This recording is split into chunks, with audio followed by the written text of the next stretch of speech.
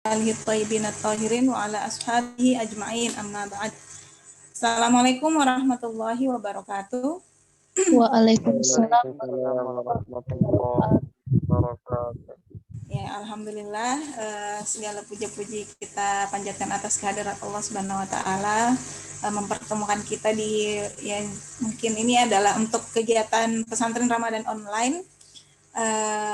Islamic Studies ini merupakan hari terakhir, materi terakhir, dan sebentar lagi akan penutupan. Langsung saja, materi ini saya yang bawakan, tidak perlu pakai moderator ya, langsung saja kayaknya. Nah, jadi pada hari ini kita akan belajar tentang gender in Islamic approach. Ya.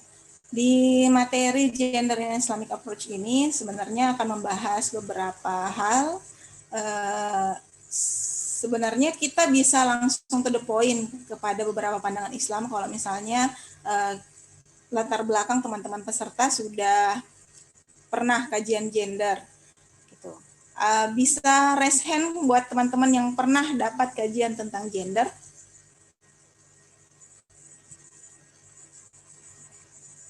Ada yang mau raise hand? Teman-teman yang pernah dapat kajian gender, ya termasuk saya. Ya, ada lagi?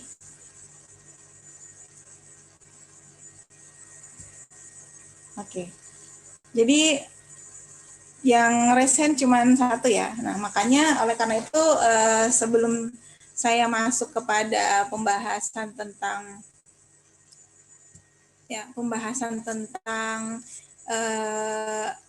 dalam pendekatan Islam, alangkah pentingnya saya kira untuk kita juga belajar tentang kajian gender sendiri itu seperti apa. Ada banyak yang punya pandangan negatif juga tentang kajian-kajian gender, konon katanya dari feminis, sehingga pertemuannya dengan Islam itu sulit, ataupun kalau ada pertemuan itu dipaksakan dan kesannya mengikis beberapa prinsip dari Islam itu sendiri. Nah, kita mau lihat sebenarnya hakikatnya kalau misalnya kita kajian gender itu seperti apa sebelum kita melakukan penilaian. Ya. Jadi beberapa poin yang pertama yang akan kita pelajari di pertemuan ini, yang pertama apa yang dimaksud dengan gender. Kemudian sejarah perkembangan budaya masyarakat tentang pemikiran manusia, karena ini juga akan berkaitan sebagai penyebab terjadinya perbedaan gender. Kemudian faktor yang melanggengkan patriarki, karena ya konon ini yang sebenarnya menjadi penghalang mencapai keadilan gender itu sendiri. Kemudian sejarah hadirnya gerakan gender, gerakan penyetaraan gender, dan bagaimana gender melihat kodrat. Nah, ini adalah poin yang mungkin beberapa mengatasnamakan Islam itu melihat kodrat itu seperti apa. Dan tentu saja poin utama dari materi kita dalam pendekatan Islam yaitu bagaimana relasi keadilan gender ini dengan keadilan sosial dalam Islam itu sendiri. Ya, jadi sudah saya sampaikan sebelumnya bahwa kenapa kita masuk di perkenalan tentang kajian gender itu sendiri, karena ya tidak bisa langsung ke poin-poin Islamic approach-nya, supaya kita memahami terlebih dahulu tentang gender ini seperti apa. Apa yang dimaksud dengan gender?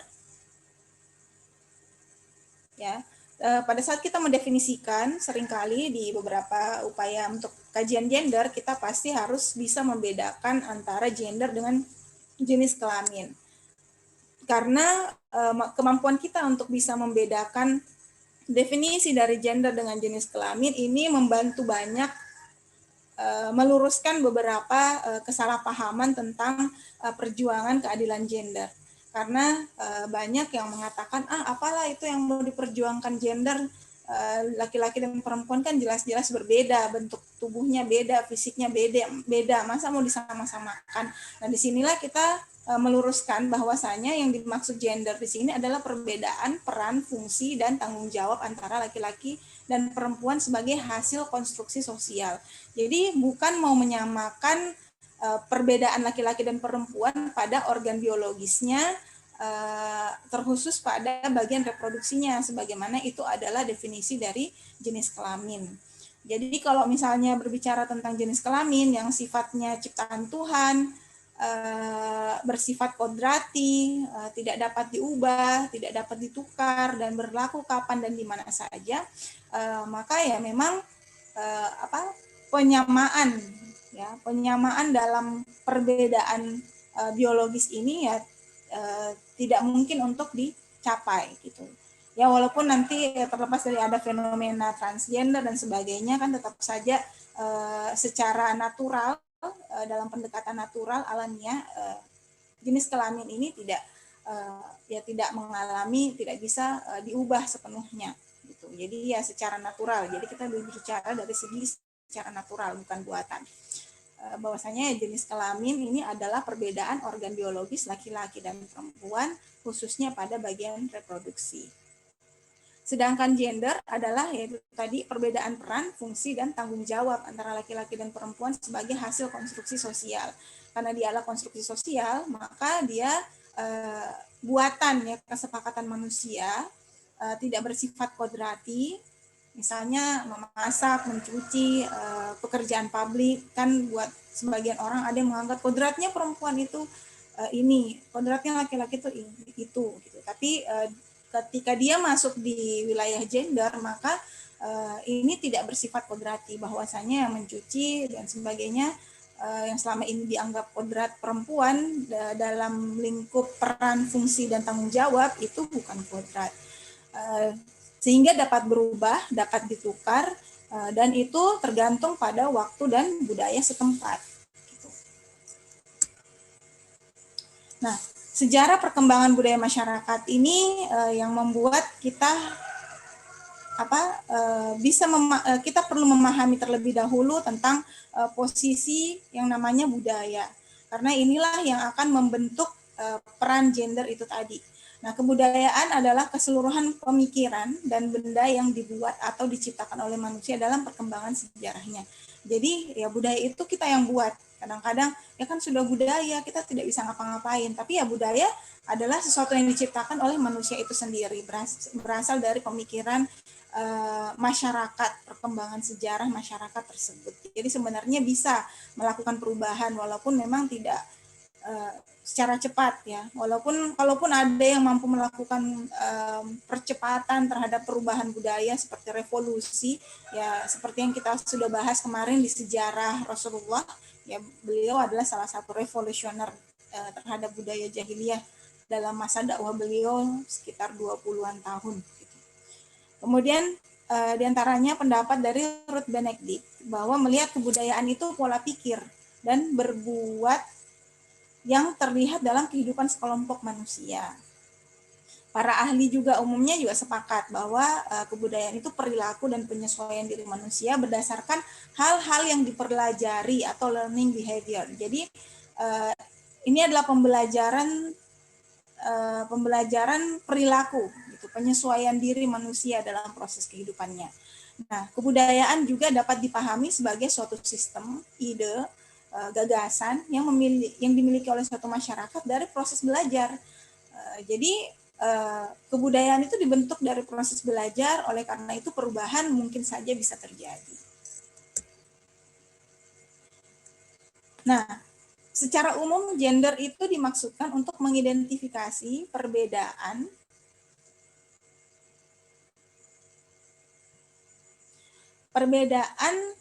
laki-laki dan perempuan dari segi sosial budaya. Nah, sedangkan seks atau jenis kelamin tadi di definisi awal, jenis kelamin secara umum digunakan untuk mengidentifikasi perbedaan laki-laki dan perempuan dari segi anatomi biologisnya. Jadi bentuk tubuh laki-laki dan perempuan itu beda ya, jenis kelaminnya beda. Tetapi gender itu kita gunakan untuk mengidentifikasi peran sosial budayanya. Nah, masyarakat menganggap gender differences itu perbedaan gender, perbedaan peran laki-laki dan perempuan. Misalnya untuk kita di Indonesia yang masih punya kecenderungan patriarkis, walaupun masih lebih mendingan lah daripada beberapa negara-negara yang ketat ya pemisahan laki-laki dan perempuannya. Gender differences itu yaitu contohnya misalnya membagi peran perempuan rata-rata di domestik, kemudian laki-laki rata-rata perannya di publik.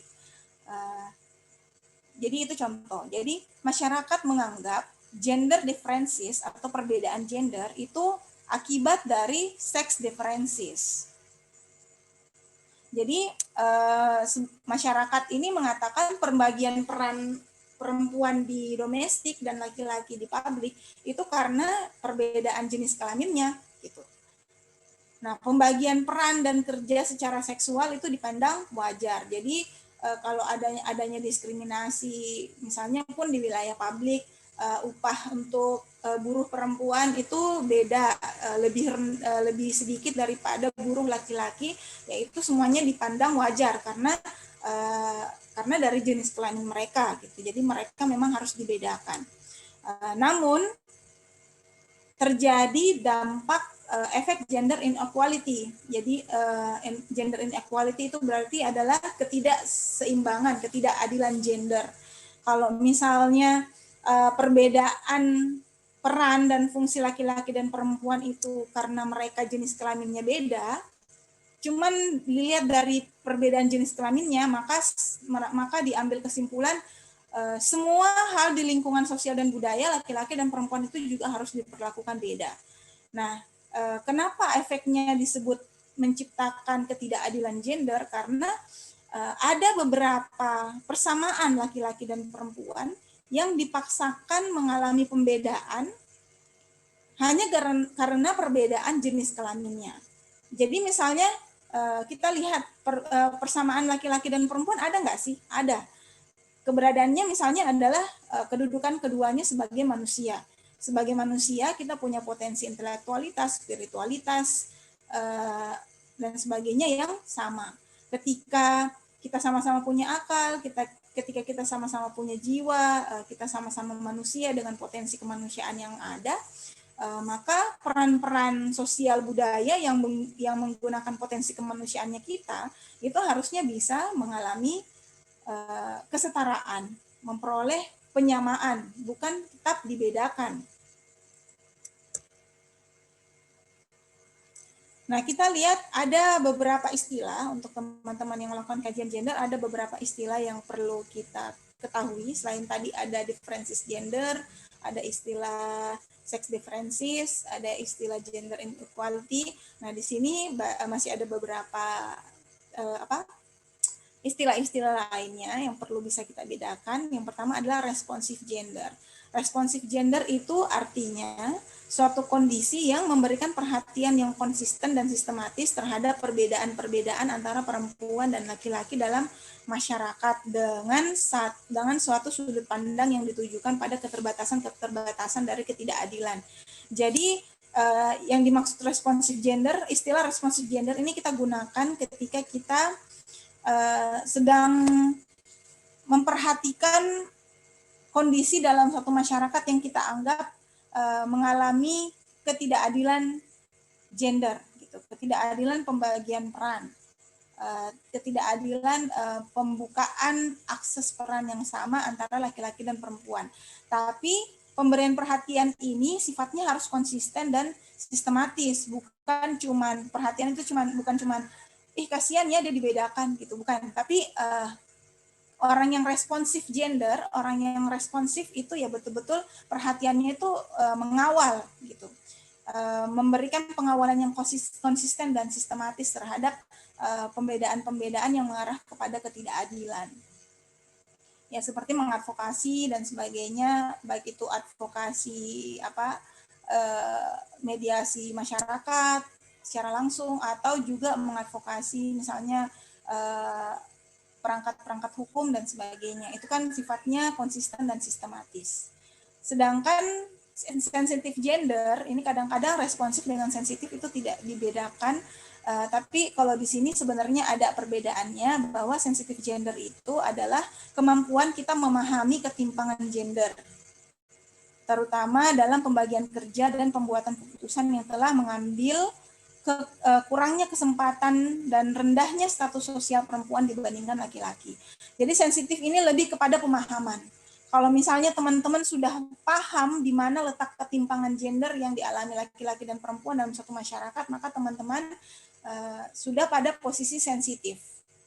Ya, tapi kalau untuk teman-teman yang belum paham, sebenarnya ini sedang terjadi ketimpangan gitu, bahwasanya perempuan diletakkan statusnya rendah dan sebagainya. Nah ini itu berarti teman-teman belum sensitif. Yang sensitif itu sudah memahami kapan itu betul-betul terjadi ketimpangan gitu. Nah, kalau responsif tadi sudah selain dia memahami, dia sudah memberikan perhatian konsisten dan sistematis untuk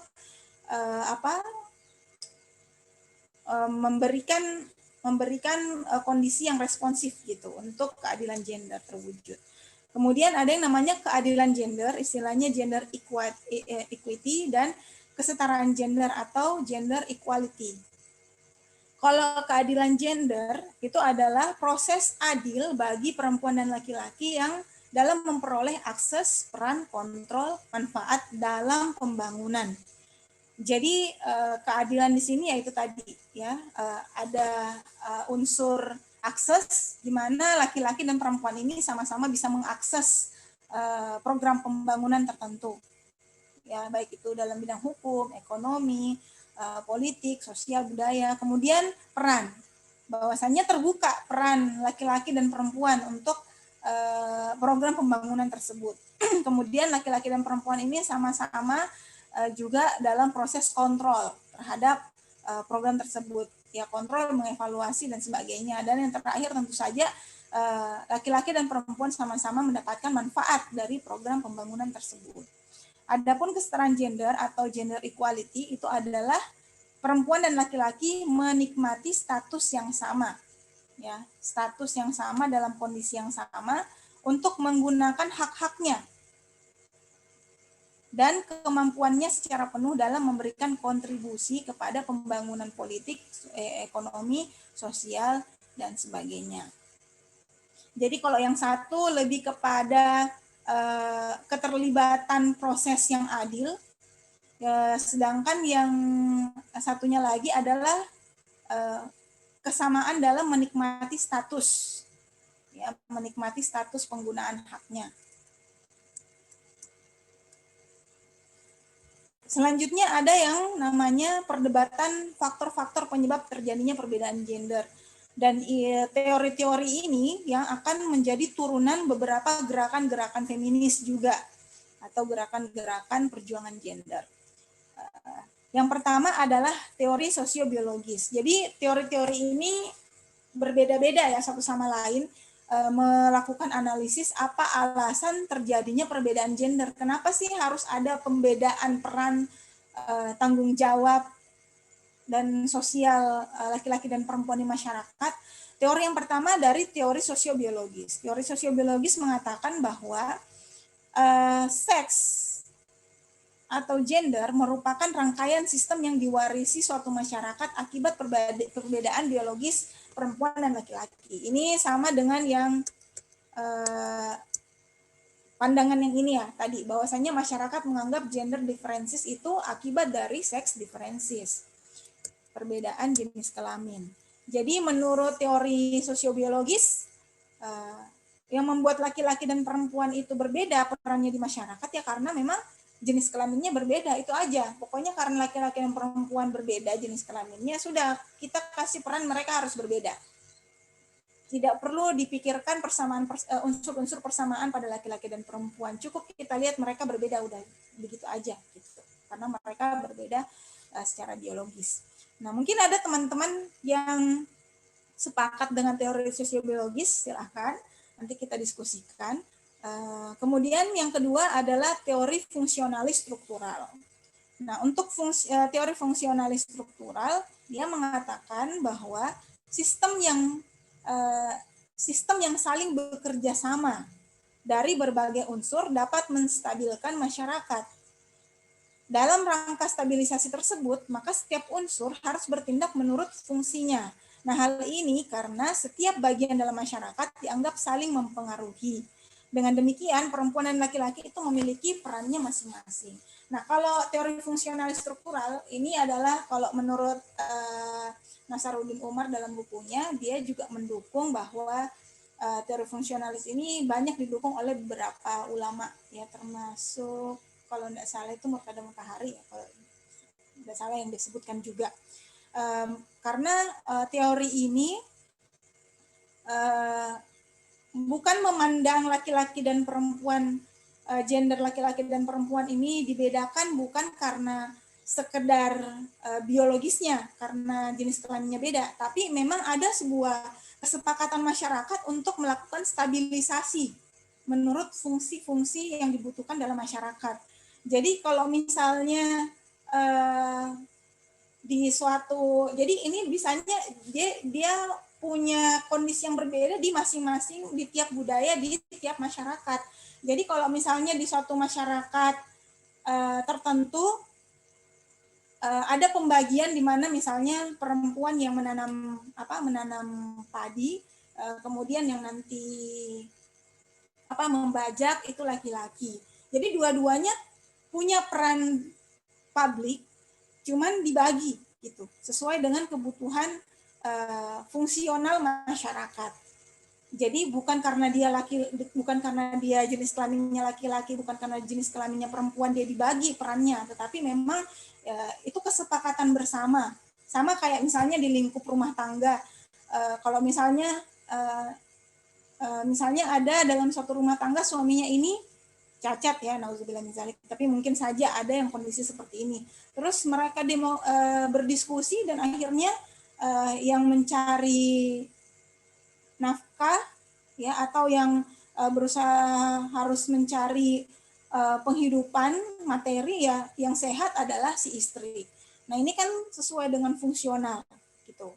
Ini kita belum melihat dari kacamata Islam ya, yang digunakan oleh ketika kita membahas di materi kemarin yang tentang pembinaan keluarga Islami, tapi kita mau lihat dulu gambaran umum bahwasanya ini yang dimaksud fungsionalis struktural. Jadi adanya peran laki-laki dan perempuan itu dibagi bukan berdasarkan biologisnya, bukan perbedaan seksnya, tetapi perbedaan fungsi dalam rangka stabilisasi masyarakat.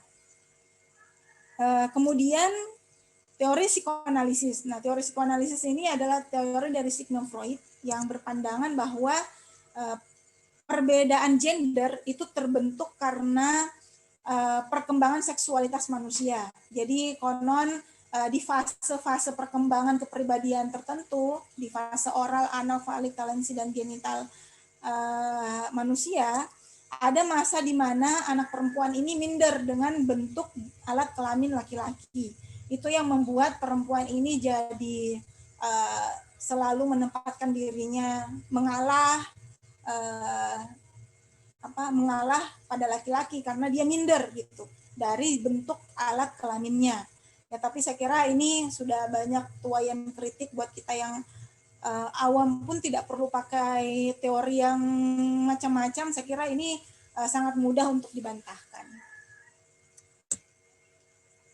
Selanjutnya adalah teori eksistensialis. Nah, teori eksistensialis ini mungkin agak-agak mengarah kepada landasan filosofis ya.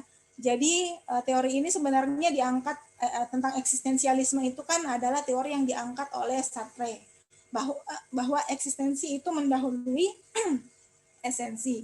Kemudian ada salah satu tokoh feminis seperti Simone de Beauvoir yang dia terinspirasi dari teori eksistensialisme Sartre ini, sehingga terbentuklah pemahaman bahwasanya kategorisasi diri dan lian. Jadi ada yang namanya dalam eksistensialisme, dalam teori eksistensialis itu ada yang namanya diri dengan lian, sesuatu dari diri itu. Nah, keberadaan diri itu selalu dibatasi oleh keberadaan lian atau selain dari diri itu. Maka keberadaan laki-laki yang dianggap sebagai diri itu selalu terganggu dengan keberadaan perempuan. Nah, ini juga bisa menjadi landasan filosofis terbentuknya teori konflik juga. Tapi karena teori konflik lebih kepada landasan sosial, tapi eksistensialis ini lebih kepada landasan pemikiran filosofis. Nah, Bivior mengatakan bahwa perempuan ini masih sulit menerima secara bersamaan terkait status individu mereka yang merdeka dengan takdir keperempuanannya. Jadi yang dipersoalkan para feminis eksistensialis adalah dari segi eksistensi mereka aja, memang mereka ini kayak diadakan untuk membatasi ruang gerak laki-laki. Ya, nah hal tersebut membuat perempuan lebih mudah menyerah juga dengan perbudakan daripada mereka itu harus berusaha untuk merdeka, karena sudah eksistensis, gimana ya, sesuatu yang sifatnya eksistensialis itu ya sudah dari segi penciptaannya, keberadaannya ada di situ, menjadi posisi saling membatasi gitu. Oleh karena itu, laki-laki diharapkan menerima situasi eksisten tersebut tanpa pamrih agar kepedihan perempuan dalam hidup dalam situasi itu berkurang. Jadi kesannya ya laki-laki lah yang memberikan kemerdekaan kepada perempuan, bukan perempuan yang bisa mengupayakan itu. Gitu. Selanjutnya adalah teori konflik. Teori konflik ini berpendapat bahwa konflik sosial itu terjadi karena adanya perjuangan kelas dan ketegangan antara pemilik dan pekerja. Nah, teori ini diperkenalkan oleh Karl Marx yang kemudian dilengkapi oleh Friedrich Engels. Jadi hubungan laki-laki dengan perempuan di lingkup cara pandang teori konflik ini adalah ya memang laki-laki dan perempuan ada untuk dibagi menjadi, ada yang menjadi tuan, ada yang menjadi pekerja. Nah, laki-laki seringkali ditunjukkan pada posisi borjuis atau sebagai tuan atau sebagai pemilik karena memiliki akses penguasaan ekonomi dan kepemimpinan yang lebih luas daripada kesempatan yang diberikan kepada perempuan. Sehingga perempuan cenderung pada posisi proletar atau hamba atau pekerja yang bergantung pada kepemimpinan ekonomi laki-laki. Tapi ya teori ini kan memandang bahwasannya ya hakikat tujuan kemanusiaan kita itu semata-mata ekonomi.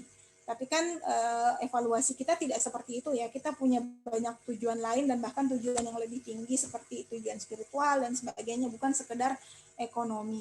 Makanya seperti feminis yang turunan gerakan feminis dari teori konflik ini seperti feminis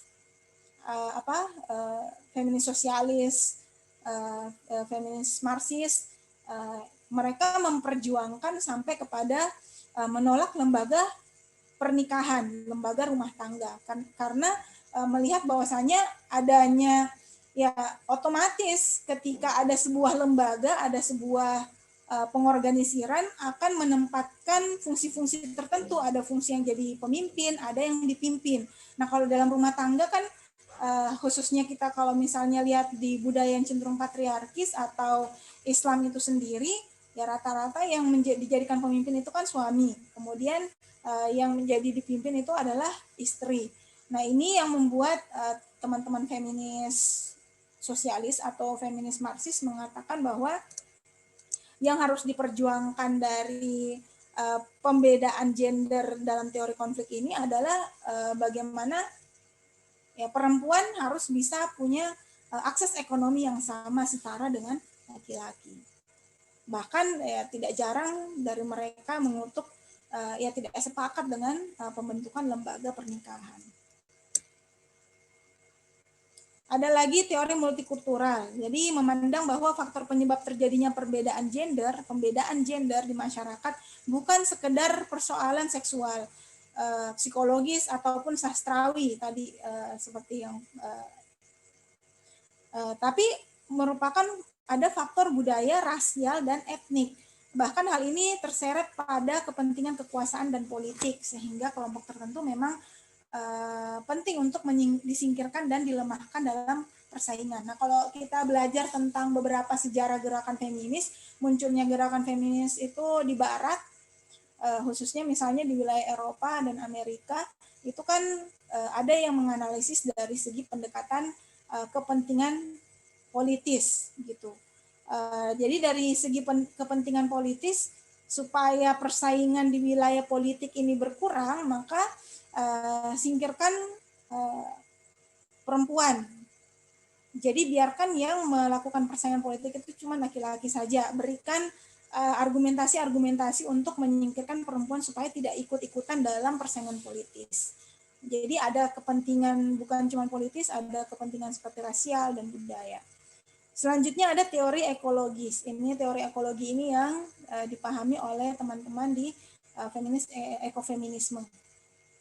Jadi manusia sebagai mikrokosmos, bagian terkecil dari alam semesta, ini tidak dapat dilepaskan dari kondisi lingkungannya, tidak terlepas dari lingkungan hidupnya, yaitu alam. Jadi membahas persoalan gender antara manusia pastilah memiliki dampak khusus juga terhadap lingkungan. Jadi relasi gender yang digambarkan pada gender manusia, gender laki-laki dan perempuan itu pasti memberikan dampak pada lingkungan. Nah, persoalan sifat gender pada laki-laki dan perempuan ini dianggap tidak terpisah dari dampaknya terhadap lingkungan, terhadap alam. Nah, bagaimana kualitas feminin dan maskulin ini berhadap-hadapan pada konstruksi alam. Jadi, kalau misalnya konkretnya misalnya kita melihat beberapa perjuangan dari teman-teman ekofeminis ini adalah bagaimana alam ini dijaga untuk tetap pada kualitas femininnya, yaitu indah, tumbuh subur, tidak rusak, tidak terganggu. Nah, sedangkan tindakan-tindakan yang seperti mengeksploitasi alam, merusak dan sebagainya itu dianggap sebagai tindakan maskulin. Walaupun efeknya alam pun bisa menunjukkan gambaran pembentukan maskulinitas dan feminitas itu sendiri. Alam ketika memberikan rupa keindahan itu adalah kualitas feminitas alam. Tapi ketika alam mengalami bencana dan sebagainya dan dianggap karena proses kerusakan yang dilakukan oleh manusia, itulah gambar bagaimana alam menunjukkan kualitas maskulinnya.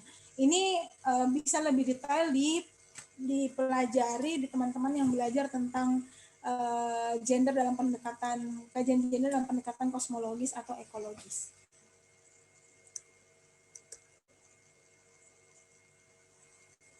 Ya, selanjutnya yang menjadi dalam theorizing patriarki, Malby mengatakan patriarki adalah struktur sosial dan praktek di mana laki-laki mendominasi, mengoperasikan dan mengeksploitasi perempuan. Jadi lahirnya perjuangan kesetaraan atau keadilan gender itu rata-rata muncul dari sebuah lingkungan yang cenderung patriarkis. Patriarkis itu apa? Yaitu ketika struktur sosial dan prakteknya didominasi dan dioperasikan oleh laki-laki dan posisinya adalah mengeksploitasi perempuan.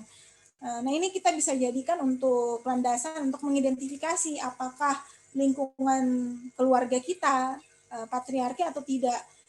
Kemudian kita agak lebih luas, apakah lingkungan suku kita, lingkungan keluarga kita, lingkungan negara kita, itu patriarki atau tidak. Nah, faktor-faktor yang melanggengkan patriarki ini adalah, yang pertama adalah produksi rumah tangga. Bahwasannya itu tadi, makanya kemarin materi dari Ustazah Suluki Mabuba mengatakan bahwasannya dari rumah tangga kita mendapatkan kebahagiaan surga dunia dengan akhirat, karena memang ini adalah lingkup terkecil yang menentukan bagaimana pola masyarakat secara besar. Jika dalam produk rumah tangga kita saja sudah dicekoki dengan paham-paham yang berbau ketidakadilan gender, patriarkis yang kuat, yang mendiskriminasi perempuan dan sebagainya, ya laki-laki dan perempuan yang terjun di wilayah masyarakat, laki-laki dan perempuan yang kemudian nanti terjun di wilayah masyarakat pasti akan mempraktikkan hal yang sama. Bagaimana ayah dan ibu mereka berperilaku di rumah tangga, di keluarga, dan kemudian bagaimana mereka diperlakukan, ya itulah yang akan dibawa oleh kita sebagai bagian dari masyarakat ke lingkungan sosial. Jadi ya yang melanggengkan patriarki yang pertama adalah karena produksi rumah tangga itu sendiri. Kita pasti melihat bapak kita bagaimana sih memperlakukan ibu kita, bagaimana sih ibu kita memperlakukan anak laki-laki dengan anak perempuan. Nah, itu pasti menjadi pemahaman anak-anak ini ketika dia juga terjun di wilayah sosial. Kemudian yang melanggengkan yang kedua adalah faktor produk kebijakan pemerintah. Jadi beberapa aturan-aturan pemerintah yang membedakan laki-laki dan perempuan atau tidak memberikan perlindungan terhadap hak-hak baik itu pendidikan, hukum, dan politik terhadap perempuan. Nah, itu juga bisa melanggengkan patriarki. Selanjutnya adalah nilai sosial dan budaya. Jadi ya ini juga udah jelas kalau misalnya nilai sosial dan budaya mempertahankan patriarki, ya tentu saja kita juga sulit. Bagi misalnya di rumah tangga, di lingkup rumah tangga, orang tua kita, misalnya kita sudah punya orang tua seperti Prof. Quraish Shihab, misalnya keluarganya luar biasa mengajarkan tentang kesetaraan dan sebagainya, keadaan gender. Tapi kita masuk di wilayah masyarakat yang tidak punya pemahaman yang sama. Jadi ya itu juga tetap melanggengkan patriarkis. Begitupun juga dengan produk kebijakan pemerintah. Selanjutnya adalah kekerasan laki-laki. Jadi selain masalah sistem rumah tangga, masalah sistem pemerintahan, masalah sistem sosial budaya, yang membuat langgeng patriarki ini adalah kesadaran laki-laki itu sendiri dan kesadaran perempuan itu sendiri. Ketika laki-laki ini tidak mendapatkan kesadaran tentang bagaimana menentukan perempuan pada dihargai dan dihormati, dia punya kecenderungan suka melakukan kekerasan kepada yang lemah atau kepada selain dirinya. Nah, ini melanggengkan patriarki. Jadi kajian tentang gender ini yang memang sampai saat ini kita evaluasi hanya lebih banyak diikuti oleh perempuan, itu sebenarnya masih disayangkan, karena seharusnya bisa diupayakan berbagai kajian itu partisipasinya sebaiknya laki-laki dan perempuan secara seimbang. Kira-kira di forum ini sudah seimbang nggak ya jumlah laki-laki dan perempuan yang ikut materinya? Saya sih berharap bisa seimbang ya. Agar itu tadi ada kesadaran bahwasanya laki-laki tidak melakukan kekerasan terhadap perempuan. Kemudian inkonsistensi ya sebenarnya, inkonsistensi dari perempuan itu sendiri. Yang melanggengkan patriarki bukan cuma sesuatu faktor di luar dari diri perempuan, tapi dari perempuan itu sendiri. Ketika perempuan tidak menyadari dirinya mengalami eksploitasi, tidak memahami, tidak menyadari bahwasanya dirinya punya hak-hak, maka ya dia juga tetap melanggengkan patriarki itu sendiri, gitu. Ya ketika perlakuan ketidakadilan gender dia terima sebagai karena ya sudah memang saya perempuan, karena dia sebagai perempuan juga tidak memahami hak-haknya, tidak memahami materi gender ini. Kemudian di sini ada sejarah hadirnya gerakan gender. Ini saya kira tidak perlu panjang lebar karena waktu juga tidak memungkinkan. Mungkin yang perlu di-highlight di sini yang mau kita sampaikan karena terkait dengan Islamic approach adalah kalaupun misalnya kita lihat hadirnya gerakan gender secara pendekatan akademik, pendekatan ilmiah, itu kita lihat dari feminis barat, yang munculnya gerakan-gerakan feminis barat seperti yang teman-teman lihat di sini, ada gerakan tahun 1960-an, 1970-an, 1980-an. Saya mau kita highlight di tekankan di yang sebelah kanannya, bahwasanya terlepas dari kajian ilmiah yang didominasi oleh informasi sejarah barat dalam literatur keagamaan, dalam hal ini Islam, perjuangan kesetaraan dan keadilan atas nama kemanusiaan, dan di mana tentu saja termasuk kesetaraan gender, spiritnya itu senantiasa mengiringi dakwah para nabi yang membawa ajaran ilahiyah sejak nabi pertama. Jadi untuk yang berargumentasi perjuangan gender ini sangat dari barat, ya, sama aja kayak kemarin membahas tentang filsafat dan sebagainya, semuanya itu kajiannya dari barat. Nah, dalam pendekatan keilmuan kita tidak bisa menafikan bahwasanya ya dia ini dari barat, dia ini dari timur. Nah, buat kita yang punya pandangan Islam, paradigma Islam, ya tentu saja memahami ilmu Tuhan itu ya ada di barat, di timur, utara, selatan. Mau mereka ini orang barat, ya mereka juga manusia, mereka juga adalah umat Nabi Muhammad, ya, tapi terlepas dari kualitas keislaman informasi kualitas keislaman yang sampai kepada mereka itu apa gitu. Itu yang jangan sampai kita mendikotomi seperti itu, karena penyempitan cara pandang seperti itu akan membuat kita juga sempit gitu dalam menangkap, memahami ayat-ayat kaunnya, jadi ayat-ayat yang ditunjukkan oleh alam semesta.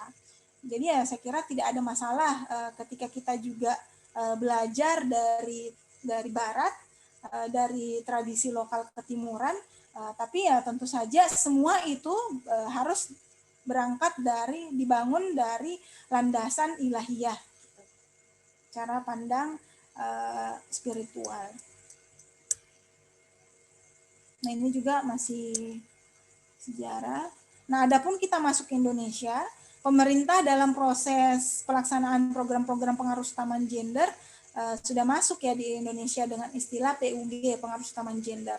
Jadi pengaruh utamaan gender ini adalah strategi yang dibangun untuk mengintegrasikan gender menjadi suatu dimensi integral dari perencanaan, penyusunan, pelaksanaan, pemantauan, dan evaluasi atas kebijakan dan program pembangunan nasional. Menyepakati hasil Kongres Perempuan keempat yang dilaksanakan di Beijing. Jadi masuknya perjuangan pengaruh utamaan gender di Indonesia itu bahkan bisa kita nilai dari tahun 1995, dan baru mendapatkan regulasi yang ini pada GBHN 99, dan terakhir itu menjadi kebijakan nasional berdasarkan Impres nomor 9 tahun 2000, yaitu tentang pengaruh utamaan gender. Jadi beberapa instansi-instansi kementerian sudah harus menjadikan dimensi gender ini sebagai bagian dari perencanaan, penyusunan, pelaksanaan, pemantauan, dan evaluasi kebijakan. Walaupun ya masih banyak kendala ya untuk melaksanakan ini.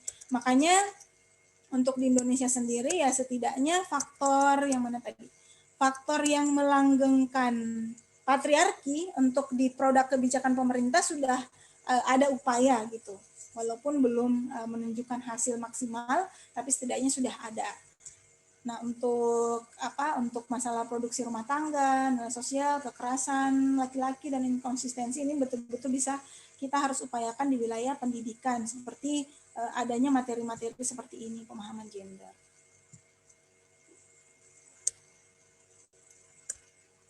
Ya, kita masuk ke bagaimana sebenarnya gender ini melihat kodrat. Jadi kalau kodrat adalah kekuasaan Tuhan atau hukum alam, dia merupakan sifat asli, sifat bawaan, maka kodrat adalah suatu ketentuan yang tersemat dalam diri seseorang yang tidak dapat dikendalikan oleh manusia itu, karena itu merupakan hukum yang bersumber dari Tuhan, ya sifatnya determinis gitu. Jadi untuk yang masih menganggap bahwa wilayah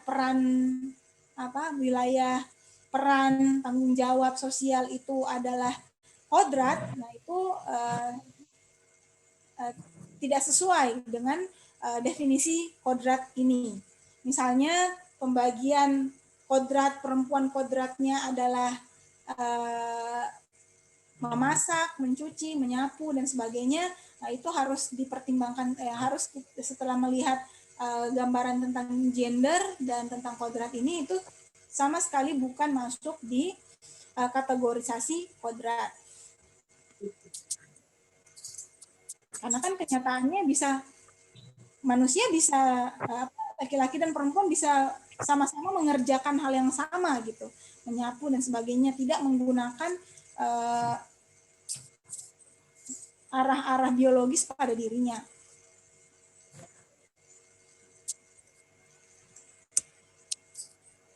Nah, relasi keadilan gender dengan keadilan sosial dalam Islam. Nah, di sini Islamic approach-nya. Dalam pendekatan Islam, kita tidak dapat memungkiri bahwa ada pengklasifikasian perempuan dan laki-laki terjadi karena perbedaan fisiologis yang dimiliki masing-masing jenis manusia. Nah, kalau misalnya pada kajian psikologis, kita temukan ada perbedaan kecenderungan kejiwaan perempuan dan laki-laki ya. Mungkin itu akan terlihat jelas misalnya di pada saat peristiwa perempuan mengalami menstruasi, kan kepekaan sensitivitasnya lebih kuat tiba-tiba gitu. Kemudian pada keduanya disepakati juga ruh insania. Jadi kita bisa memberikan tingkatan-tingkatan. Tingkatan yang pertama paling jauh perbedaan laki-laki dan perempuan itu adalah tingkatan fisiologis. Kemudian yang kedua adalah ke atas, yang jadi fisiologis ini tidak bisa ditukarkan ya secara ilmiah, secara alamiah, secara natural itu tidak bisa dipisahkan sama sekali, tidak bisa dipertukarkan ya. Jadi makalahnya di wilayah jenis kelamin atau fisiologis atau biologis itu perbedaannya betul-betul pisah gitu laki-laki dan perempuan. Tapi mulai ke atas ke faktor yang agak lebih imaterial, kalau misalnya fisiologis itu sangat material, nah lebih ke imaterial tingkat ke atas lagi di wilayah kejiwaan, psikologis, ada perbedaan tapi terkadang bisa terjadi apa ya, masih ada sisi-sisi irisan yang mereka bertemu. Ya misalnya sifat feminin, psikologis feminin dan maskulin, sensitivitas, kecenderungan suka pada keindahan itu kan feminin, tapi kan bisa saja kecenderungan psikologis itu juga ada pada laki-laki. Makanya ada fisiknya laki-laki tetapi secara psikis, secara kejiwaan ada kecenderungan femininnya bisa dominan daripada perempuan itu sendiri. Dan perempuan yang fisiknya perempuan ada juga secara kejiwaan dia ternyata lebih cenderung maskulin. Itu tergantung bagaimana pengalaman pribadi dari setiap individu manusia dengan kondisi sosial yang membentuk jiwanya. Nah, kemudian kita dari kejiwaan, dari fisik jiwa ke sesuatu yang lebih non material lagi, yaitu ruh insaniah. Nah, di ruh insaniah ini menurut Djawadi Amule di Keindahan dan Keagungan Perempuan tidak ada perbedaan kualitas ruh insaniah. Maksudnya potensi kualitas ruh insaniahnya ini sama-sama punya kecerdasan intelektual karena sama-sama punya akal, spiritualitas juga sama-sama punya potensi spiritualitas yang sama. Nah, hal ini banyak dikaji dan diteliti, oleh karena itu keadilan adalah memperlakukan penyamaan pada persamaan perempuan dan laki-laki sebagai manusia dan memperlakukan melakukan pembedaan pada perbedaan laki-laki dan perempuan. Jadi sederhananya sebenarnya menurut saya keadilan sosial yang dibangun, keadilan dalam Islam itu yang menjunjung tinggi kemanusiaan, yaitu tadi bahwasanya pasti Islam keadilannya melakukan melakukan penyamaan pada persamaan dan melakukan pembedaan pada perbedaan. Jadi Islam sebagai agama itu memiliki kematangan konsep dan sejarah pemikiran yang jelas valid tentang keadilan sosial. Bahkan kalau kita berbicara tentang bagaimana perjuangan masa Rasulullah memperjuangkan perempuan itu benar-benar ya tidak bisa dinafikan. Salah satu perbaikan sosial kondisi masyarakat jahiliyah yang diperjuangkan Rasulullah pada masanya itu adalah bagaimana menempatkan posisi perempuan itu dihargai dan diangkat dari bagaimana perlakuan masa jahiliyah. Walaupun pada saat yang sama sebagian orang membangun opini negatif tentang Islam. Jadi ya feminis-feminis yang di luar Islam yang tidak memahami Islam ya melihat bahwasanya Islam ini justru bukan memberikan keadilan gender.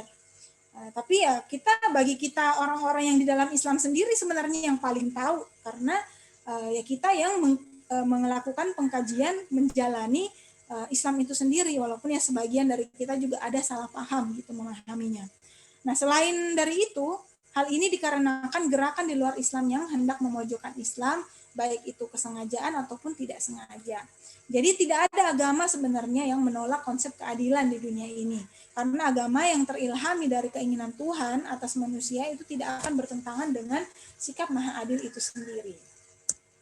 Cuman yang mungkin ya masuk kepada tataran tafsir manusia tentang keadilan itu sendiri yang ya perlu ditempatkan pada prinsip-prinsip akal gitu, yang sesuai, yang rasional gitu. Karena ada banyak yang mengalami kesalahpahaman mengatasnamakan agama untuk melanggengkan ketidakadilan gender. Nah, hal ini ditegaskan dalam firman Allah Subhanahu wa taala dalam surah Ali Imran ayat 18 yang artinya Allah menyatakan bahwasanya tidak ada Tuhan melainkan Dia yang menegakkan keadilan. Para malaikat dan orang-orang yang berilmu juga menyatakan yang demikian itu. Tidak ada Tuhan melainkan Dia yang berhak disembah dan maha perkasa lagi maha bijaksana. Nah, oleh karena itu keadilan justru merupakan prinsip dasar agama Islam itu sendiri.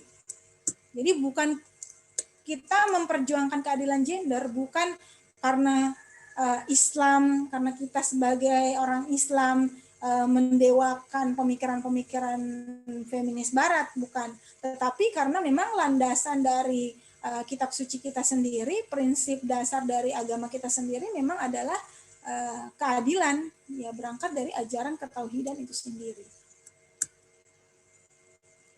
Selanjutnya, nah ini mungkin adalah sebuah gambaran bagan yang saya jelaskan tadi, bahwasanya keadilan itu bagaimana memperlakukan realitas yang eksis dengan bagaimana perlakuan adilnya. Nah, kita sendiri bisa melihat bahwasanya pada diri perempuan dan laki-laki ada perbedaan.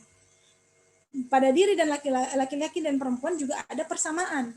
Maka pada wilayah perbedaan, lakukanlah pembedaan. Jadi pembedaan itu harusnya kita lakukan pada perbedaan, bukan pada wilayah persamaan juga kita perlakukan pembedaan. Nah, sedangkan pada persamaan kita sebagai laki-laki dan perempuan, misalnya di wilayah tadi kualitas ruh insaniah kita sama, maka kita harus melakukan penyamaan. Itulah yang adil. Dan saya kira disinilah posisinya Islam. Beda dengan yang kita kritik, ya, misalnya gambaran budaya patriarki yang berlebihan atau budaya matriarki yang pada perbedaan dan persamaan itu dilakukan pembedaan. Kenapa saya bilang ada yang namanya budaya patriarkis yang ekstrim?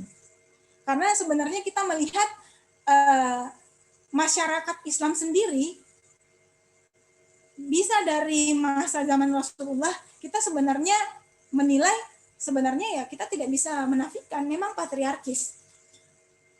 Walaupun ternyata di beberapa daerah lain, daerah tertentu yang mereka juga menganut Islam, ternyata mereka punya kecenderungan matriarki. Misalnya kita lihat di Indonesia itu ada Minangkabau, ya.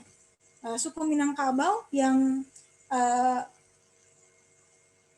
sistem sosial yang membentuk mereka itu dominan perempuan, sampai yang melamar perempuan dan sebagainya. Tapi apakah mereka ini bertentangan dengan Islam? Tidak.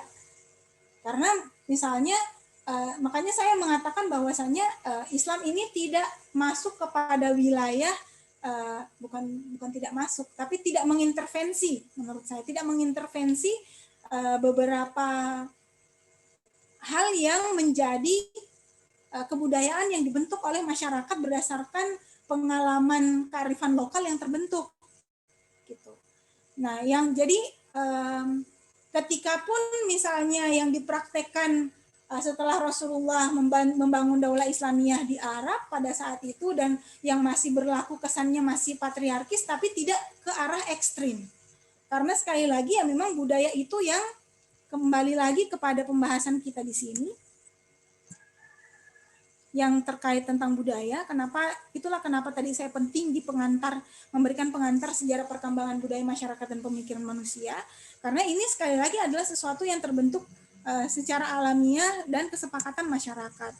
Dan apakah itu harus selalu bertentangan dengan Islam? Tidak. Selama masih sesuai dengan prinsip-prinsip ilahiyah, maka suatu prinsip bisa menyesuai dengan budaya yang ada. Nah, makanya jadi bagian poin budaya patriarki yang ada di bagian ini yang saya maksud bukan budaya patriarki yang sudah sesuai dengan, ya mungkin saya agak-agak cenderung ke teori teori fungsionalis struktural, ya. Tapi ya kalau misalnya teman-teman punya lebih sepakat sama teori sosiobiologi silahkan. Tapi saya lebihnya ke situ. Jadi kalau bagian yang melakukan pembedaan pada perbedaan dan persamaan, ini semuanya pemberlakuan budaya patriarki dan matriarkis yang menurut saya secara ekstrim. Ya. Jadi saya tidak menyalahkan secara mutlak yang namanya patriarki dan matriarki itu sendiri dalam suatu budaya, karena sekali lagi ya tidak mudah membentuk suatu budaya. Ada prosesnya gitu. Dan ada landasan-landasan kearifan lokalnya. Makanya yang kita kritik di sini, yang kita maksud adalah yang ekstrim, ya, yang benar-benar ekstrim memperlakukan perbedaan dan persamaan itu pada pembedaan. Nah, ada pula juga yang dikritik yang tidak sesuai juga dengan Islam adalah gerakan modern yang landasannya adalah materialisme, ya. Pada perbedaan dan persamaan dilakukan penyamaan. Jelas-jelas misalnya bentuk tubuh secara fisiologis, secara kejiwaan, laki-laki dan perempuan ini punya perbedaan.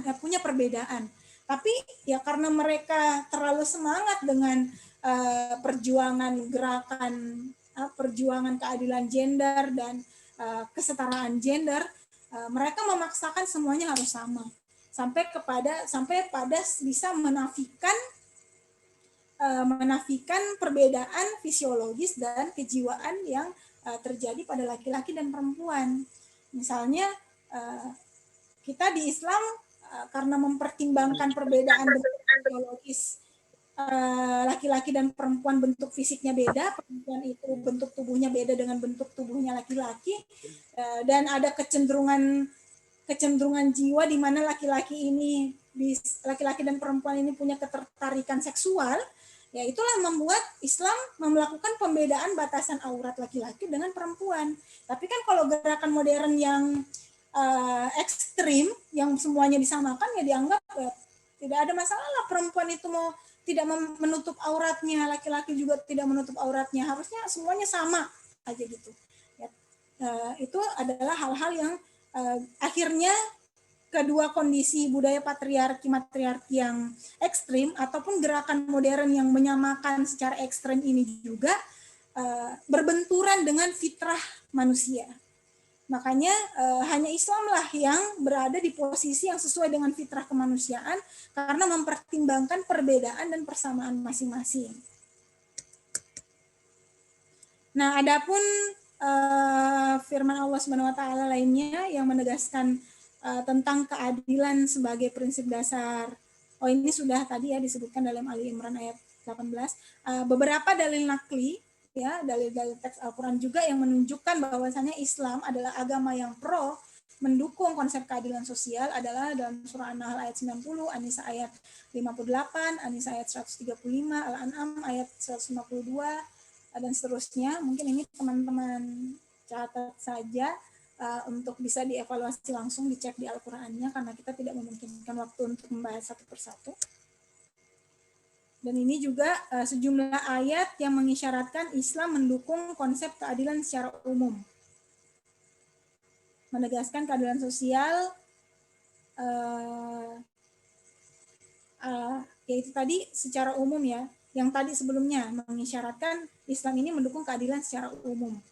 Kemudian ada Al-Quran juga tidak luput dari menegaskan keadilan sosial secara khusus terkait keadilan gender. Dan itu bisa teman-teman cek di Quran Surah An-Nahl ayat 58-59, An-Nisa ayat 19, Al-Ahqaf ayat 15, Al-Baqarah ayat 233, dan At-Thalaq ayat 6. Kemudian ada lagi yang benar-benar spesifikasi yang menunjukkan bahwa perempuan dan laki-laki ini mengemban tugas yang sama. Biasa kalau teman-teman menemukan ayat-ayat yang laki-laki dan perempuan semuanya mendapatkan ini. Nah ini adalah ayat-ayat yang menegaskan tentang laki-laki dan perempuan ini mengemban tugas yang sama dalam hal-hal yang disebutkan dalam surah Al-Ahzab ayat 35, Ali Imran ayat 195, An-Nahl ayat 95, Al-Mu'min ayat 40, At-Taubah ayat 71, dan Al-Hujurat ayat 13. Ya, ala kulli hal untuk melihat bagaimana sebenarnya Islam memperlakukan perempuan dan laki-laki, khususnya untuk perempuan, yang sama ini dibahas ketika kita kajian gender adalah kita kembali kepada bagaimana melihat kondisi perempuan-perempuan yang diajukan oleh Rasulullah menjadi teladan. Sebagaimana dalam riwayat Rasulullah bersabda, sebaik-baik perempuan ahli surga adalah Khadijah binti Khuwailid, Fatimah binti Muhammad, Maryam binti Imran, Asia binti Muzahim yang merupakan istri Fir'aun. Jadi kisah-kisah teladan dari perempuan-perempuan ini bisa menjadi alat bantu informasi kita sebenarnya seperti apa Islam memandang perempuan dan bagaimana perempuan itu bisa memposisikan dirinya di wilayah sosial. Misalnya kita lihat bagaimana Sayyidah Khadijah di wilayah ekonomi, dukungan dakwah dan sebagainya. Sayyidah Fatimah juga dalam keilmuan, kemudian Sayyidah Maryam, Sayyidah Asia dan sebagainya. Ya saya kira itu aja pemaparannya, karena kita berharap 15 menit sebelum jam 4 kita mulai penutupan. Jadi ya kita buka sesi pertanyaan dengan cepat supaya kita bisa juga cepat di sesi penutupan. Oke, ada yang mau kita diskusikan sama-sama? Jadi ya kita jadikan ini diskusi aja lah, teman-teman bertanya, menjawab, bisa menjawab juga, bisa memberikan pernyataan, kita sharing aja. Silakan teman-teman, ada yang mau bertanya?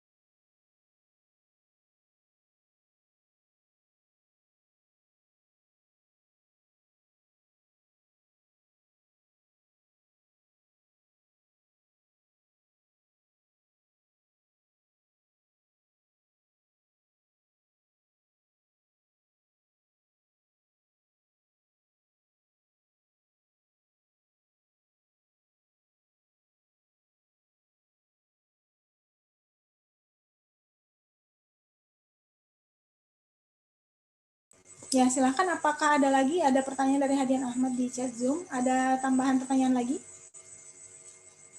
Kalau tidak ada, langsung saya tanggapi dulu. Kalau perubahan gender secara operasi, apakah itu dibolehkan dan apa hukumnya menurut Islam? Oke. Ada tambahan pertanyaan lagi? Ini terkait transgender ya. Ya, kalau tidak ada, langsung saya tanggap. Oh, masih ada dari Baso. Laki-laki yang mempunyai jiwa perempuan dan sebaliknya, apakah itu sifatnya kodrati atau konstruk sosial? Oke. Oke, ada satu pertanyaan lagi. Kita tunggu apa ada satu pertanyaan lagi sebelum kita jawab sama-sama pertanyaan-pertanyaannya.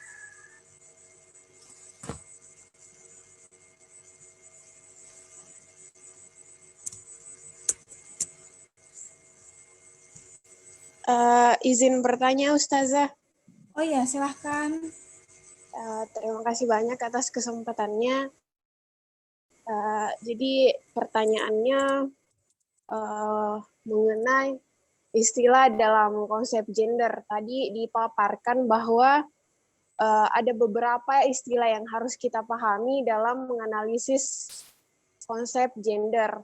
Ada responsif, sensitif, keadilan, dan sampai pada kesetaraan. Nah, pertanyaannya kemudian, apakah mewujudkan sebuah konsep kesetaraan gender dalam suatu masyarakat merupakan hal yang mungkin bisa kita laksanakan? Sebab misalnya saja dalam catatan atau buku Mansyur Fakih, analisis gender dan transformasi sosial, di bagian awal bukunya disampaikan bahwa untuk merubah sebuah sistem atau tatanan sosial yang berlaku pada hari ini, merupakan sesuatu yang sangat sulit karena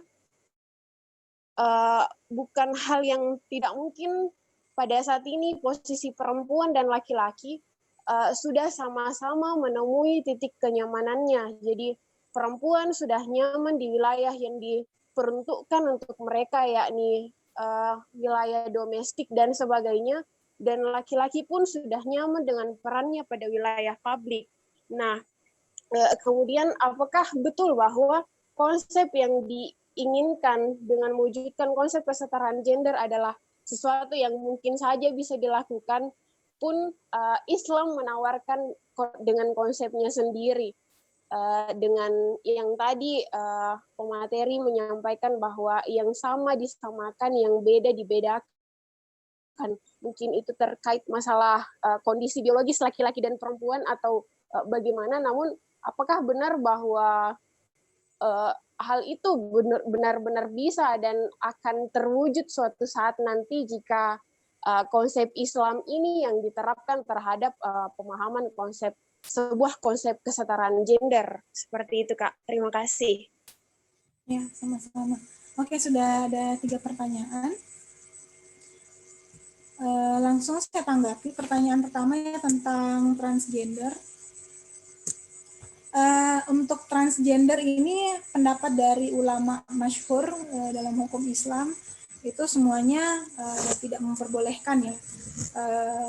Berangkat dari mungkin ada salah satu ya hadis yang sering juga kita dengarkan bahwasanya tidak boleh tidak diperbolehkan laki-laki itu berpakaian menyerupai perempuan dan perempuan berpakaian menyerupai laki-laki. Berpakaian saja itu tidak boleh ya, yang saling menyerupai apalagi melakukan perubahan fisik gitu. Walaupun ya sebenarnya kita ketahui perubahan fisik yang dilakukan yang benar-benar cuma ya, tidak secara natural, tidak ya, dia cuma melakukan perubahan secara aksiden gitu. Tapi secara substansi fisik, fungsi reproduksi dan sebagainya itu sampai saat ini kan belum ada yang betul-betul bisa melakukan perubahan itu. Dan dari segi sekali lagi pendapat ulama secara masyhur dengan pertimbangan berbagai hikmah yang bisa diambil bahwasanya terjadi kekacauan masyarakat ketika ada perubahan fisik ya secara saya mau ini dulu ya sebelumnya saya agak redaksi dari pertanyaannya Hadian ini mungkin agak perlu diralat sedikit di perubahan gender secara operasi. Jadi kalau misalnya tadi teman-teman mengikuti definisi gender di awal bahwasanya ya gender yang dimaksud ini adalah perbedaan dari peran sosial. Jadi peran sosial itu maksudnya perubahan operasi itu bukan ya. Mungkin yang dimaksud di sini adalah lebih kepada ke jenis kelamin yang seks.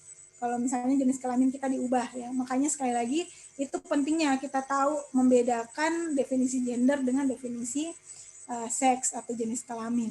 Jadi secara fisik ya. Jadi saya tangkap ini mungkin yang dimaksud oleh Hadian ini secara fisik ya, saudara Hadian.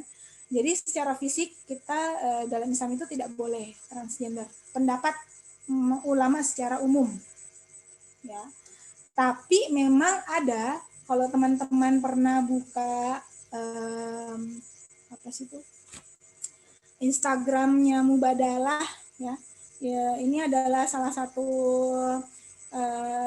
yang konsen pada kajian gender dalam pendekatan Islam, yang dia sempat mengeluarkan pendapat bahwa ada salah satu ulama modern yang belakangan yang akhirnya memperbolehkan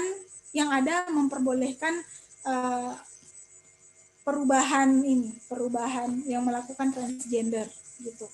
Selama dia bisa konsisten benar-benar menjadikan dirinya ya ketika dia melakukan operasi kelamin misalnya, ya dia benar-benar memposisikan dirinya sebagai perempuan dalam artian ya dia juga kalau misalnya pendekatannya Islam ya dia juga tetap menutup auratnya, menjaga kesuciannya sebagaimana perempuan.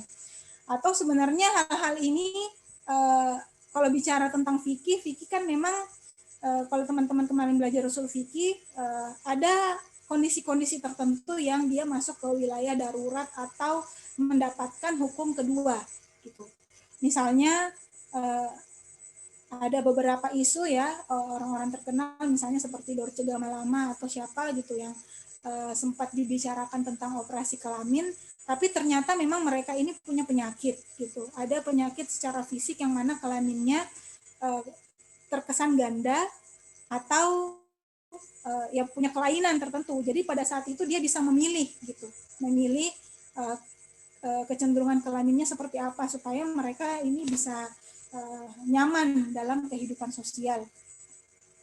Terlepas dari itu, jadi ya kalau misalnya saya sih secara pribadi, walaupun ada ulama yang tidak masyhur punya pendapat sendiri tentang mengubah alat kelamin itu boleh, ya kalau misalnya untuk saat ini menurut saya tetap lebih maslahat untuk mencegah adanya perubahan seperti itu karena hikmah dari segi fungsi produksi, fungsi reproduksi, dan sebagainya itu tidak sinkron jadinya. Bahkan dalam kajian kosmologis pun kecenderungan-kecenderungan seperti itu jadinya tidak sesuai dengan keseimbangan alam yang mau kita capai. Gitu. Dalam kajian kosmologi perempuan misalnya, kita mendapati bahwasanya ya proses perkawinan itu bukan cuman perkawinan jasad, perkawinan roh jasmani, tetapi harus ada perkawinan jiwa. Nah, ketika anggap saja misalnya pernikahan laki-laki sesama laki-laki, mereka menikah karena jiwanya ada yang berperan sebagai feminin, ada yang berperan sebagai maskulin, kan begitu ya, pasangan-pasangan lesbi, homo dan sebagainya itu kan sebenarnya mereka tetap ada pembagian peran. Yang mana feminin, yang mana maskulin. Ya, tetapi secara fisik bagaimana perkawinan yang terjadi antara mereka gitu. Sedangkan ya kalau misalnya pendekatan kosmologis itu tadi bahwasanya perkawinan itu ada proses memasuki dan dimasuki baik itu secara jiwa maupun jasmani. Jadi tidak bisa terjadi apa-apa apalagi ketika itu hubungan antara perempuan sesama perempuan atau hubungan antara sesama laki-laki. Dan banyak hikmah-hikmah lainnya seperti melestarikan keturunan manusia dan sebagainya. Nah, itu yang saya kira membuat kecenderungan transgender atau beberapa bentuk pola lesbian atau gay, homo dan sebagainya itu tidak maslahat gitu, dilarang gitu, jadinya diharamkan. Kemudian pertanyaan yang kedua, laki-laki yang punya jiwa perempuan dan sebaliknya apakah itu bersifat kodrati atau konstruk sosial? Sebenarnya untuk menyatakan itu tadi kan, kalau kodrati itu kan dari Tuhan. Banyak sih teman-teman saudara-saudara kita yang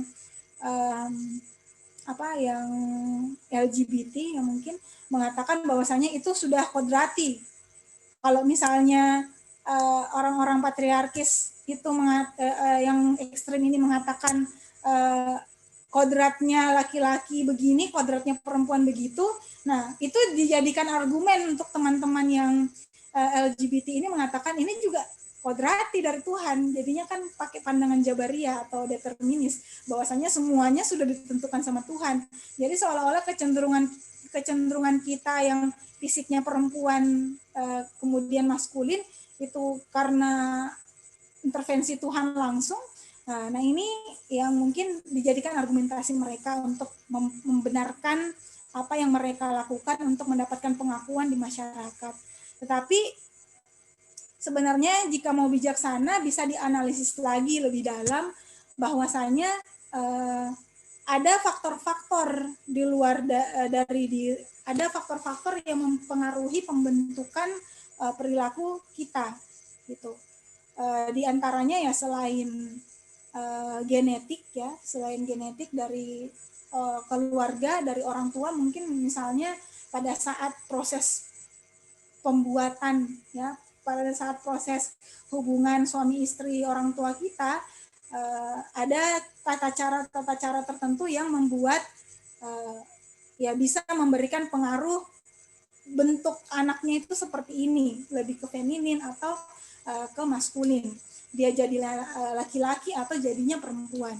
Itu kalau misalnya dalam Islam ada pembelajaran yang seperti itu. Makanya dalam adab-adab hubungan suami istri kan ada ditentukan dalam Islam juga. Karena memang bisa saja mengarahkan seperti itu. Ada juga setelah si anak ini lahir, baik itu jadi laki-laki atau perempuan, dia kemudian dipengaruhi juga sama kondisi keluarganya, ya kan? Kebanyakan misalnya ada beberapa laki-laki yang punya kecenderungan feminin, misalnya dia ada pola saudaranya itu semuanya kakaknya perempuan semua, terus dia tiba-tiba paling bungsu terakhir laki-laki. Akhirnya kondisi sosial yang mana dia tidak memungkinkan main sama teman laki-laki dan cuma bermain sama teman-teman perempuannya. Jadi akhirnya ada beberapa orang yang lahir dengan kecenderungan feminin, maksudnya tumbuh dengan kecenderungan feminin karena lingkungannya. Mulai dari lingkungan keluarga, kemudian keluar di lingkungan sosial juga terjadi konstruk sosial. Jadi intinya di sini adalah apakah ada faktor selain kodrati yang membentuk manusia, seseorang itu punya kecenderungan feminin dan maskulin, ada. Jadi untuk disebut sebagai kodrati, menurut saya sih untuk kebanyakan kasus yang kita lihat kebanyakan di sosial itu kebanyakan bukan determinis dari Tuhan, bukan faktor kodrati, tetapi faktor pembentukan. Yang kemudian beberapa orang menjadikan kodrat itu sebagai argumentasi untuk mendapatkan pengakuan saja, menurut saya. Tapi apakah ada yang memang kodrati seperti itu? Mungkin saja ada. Ya, walau alam. Tapi untuk saat ini kita sih melihat bahwa beberapa aturan Islam, penerapan Islam, hukum Islam tidak ada yang mengarah membenarkan pemaksaan diri untuk secara fisik laki-laki dia menjadikan dirinya perempuan. Walaupun mungkin ini sebenarnya kita lihat dulu di kualitasnya juga ya, karena ada kok yang kita misalnya dia secara fisik laki-laki. Mungkin kalau di perilaku sehari-hari dia agak-agak feminin, tapi itu ternyata dia bertanggung jawab ketika dia berumah tangga. Dia bisa membagi peran yang sesuai dengan jodoh jiwanya si istrinya dan sebagainya. Ya saya kira kita tidak bisa langsung pukul rata otomatis semua yang feminin, laki-laki yang feminin itu pasti menyalahi aturan agama, tapi kita harus lihat kualitas-kualitasnya juga sih menurut saya. Nah, jadi makanya untuk teman-teman yang misalnya sudah kejadian nih mereka ini transgender atau LGBT dan sebagainya, bagaimana kita menyikapi mereka? Apakah kita harus kasar? Apakah kita harus ini bagaimana? Ya, kalau misalnya berbicara tentang pilihan individu ya kita memang tidak bisa memaksakan ya.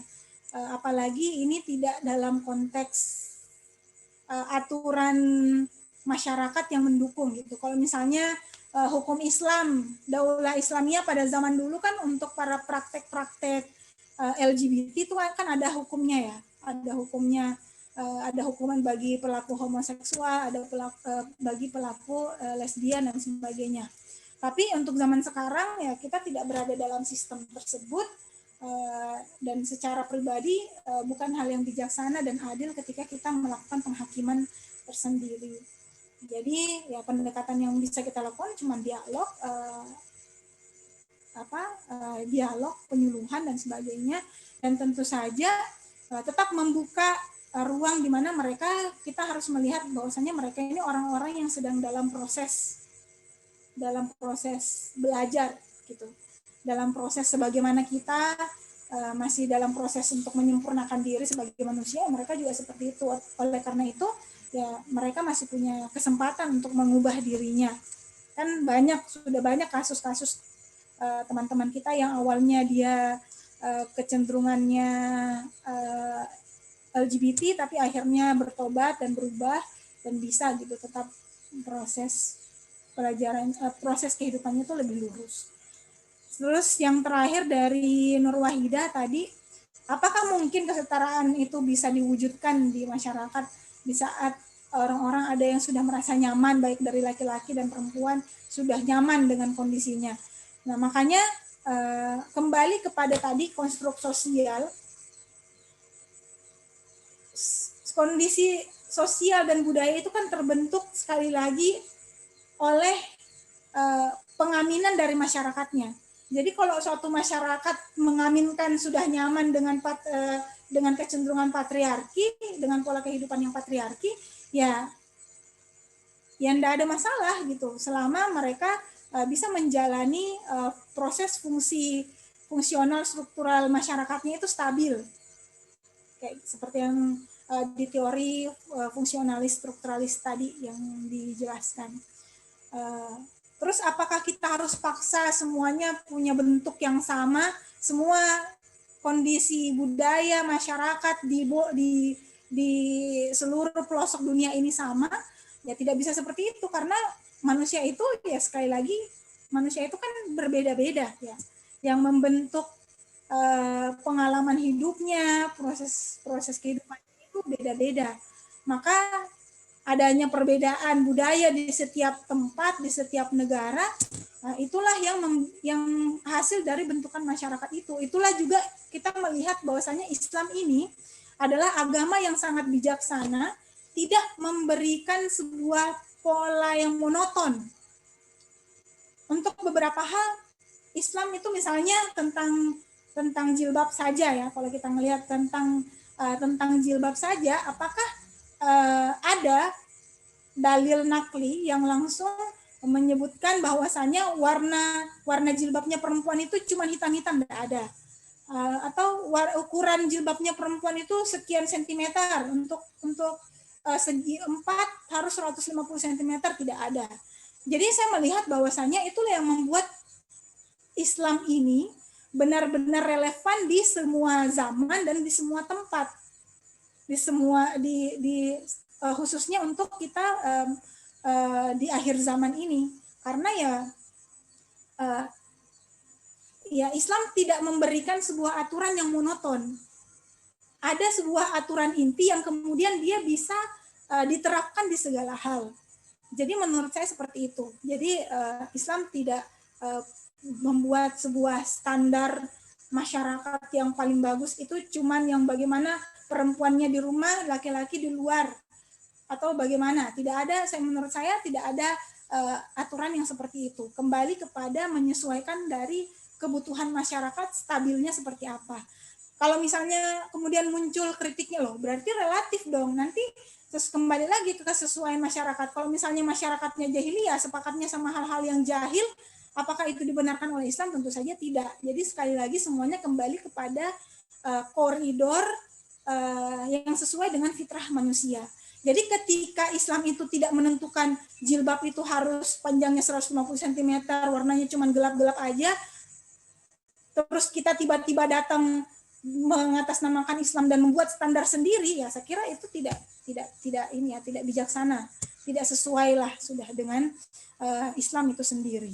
Jadi saya lihat itu, disitulah bentuk bahwasanya Islam ini ada sisi fleksibilitasnya, tapi ada juga sisi yang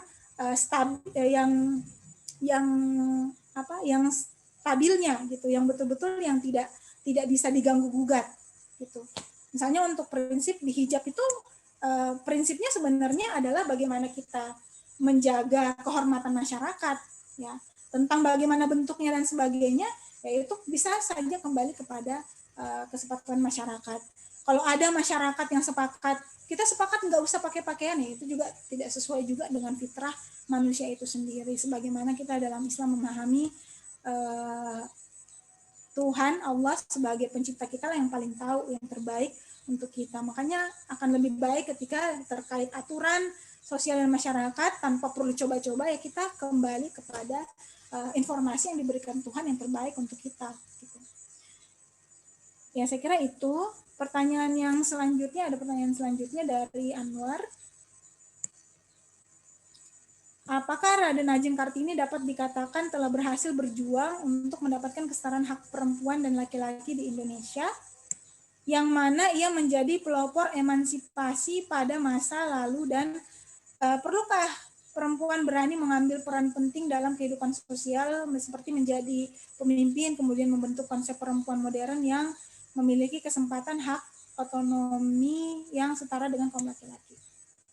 Ya, jadi mungkin ini ada dua pertanyaan yang saling berkaitan yang secara umum. Makanya yang pertama tentang keberhasilan Raden Ajeng Kartini. Ya, kalau misalnya kalau menilai perjuangan Raden Ajeng Kartini dengan dirinya di masanya, dengan kondisinya pada masanya, dengan kemampuan pada dirinya, ya, secara subjektif di Kartininya, ya tentu saja dia berhasil gitu untuk dirinya sendiri, ya.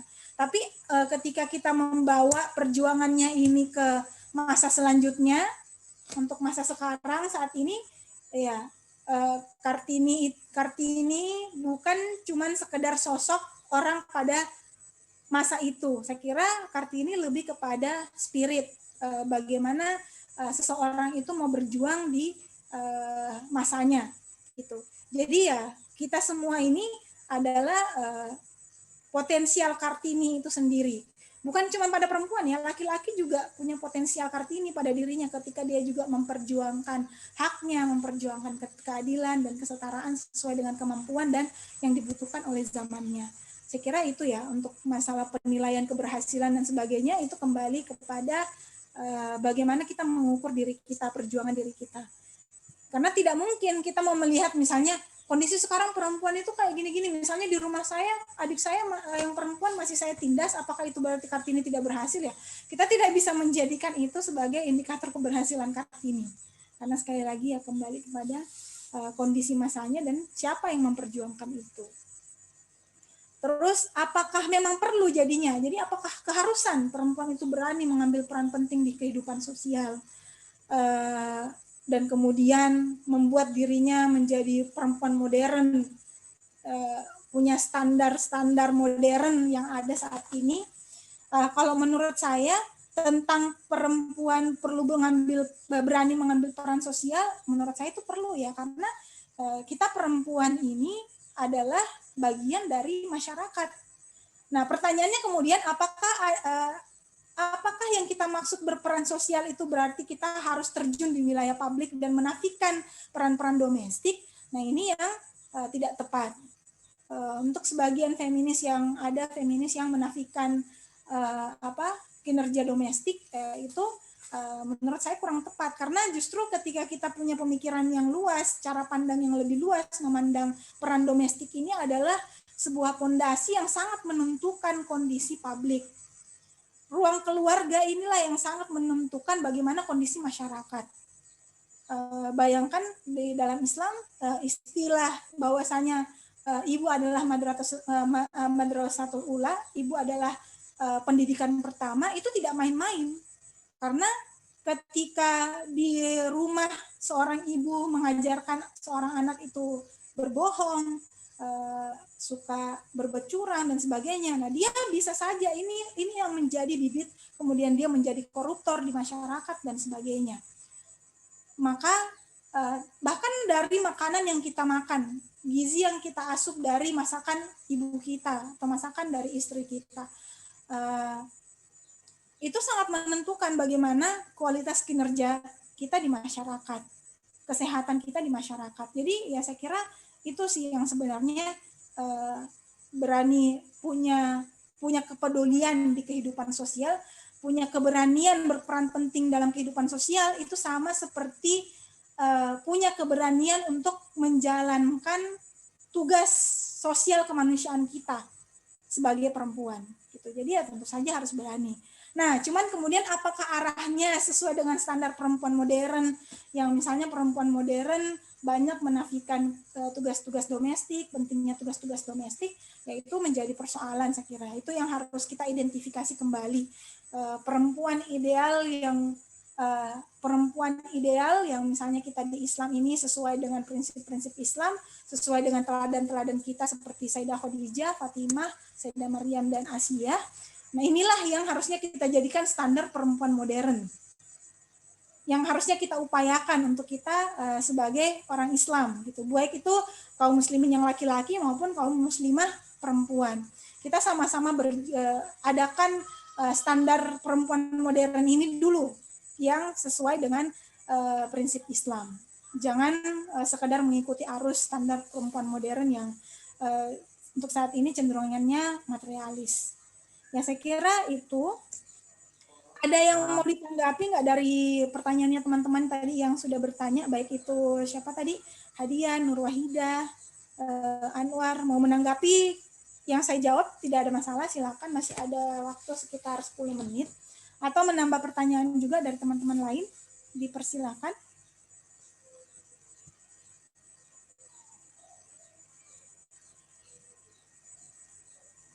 Apakah ada pertanyaan?